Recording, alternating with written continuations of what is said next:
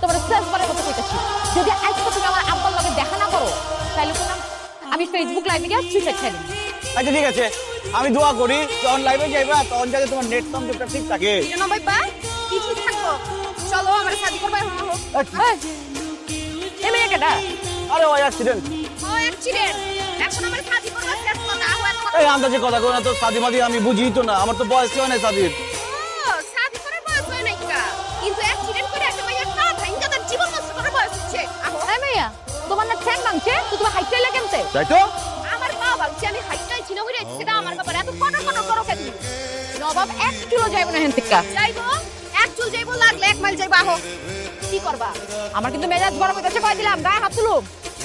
ই গায়ে হাত তুলবি? টাচ করে দেখ, টাচ কর, তোর হাড্ডি গুড্ডি গুড়া গুড়া মুখে গইসা দিব, টাচ কর। তুমি কি চল না, দাও? কি করবি? কত বড় সাহস, কত বড় জামাত হাট! তুমি তো কোনো প্রেমিকার কাতারে পড়ো না, চলে শক্তি নাই, বাপে খাওয়া না কিছু, ধাক্কা মারলার ঠিক পড়ে না, পড়ে গেলা। তুমি তো তোমার হবু জামাইরে রক্ষা করে পারবা না। দেখছো মেরে তান্দুস্তি শক্তি চলে, এরকম বই তো দরকার।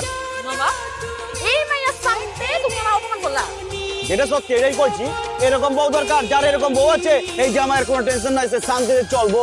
যা যা তোরা বিয়া কর।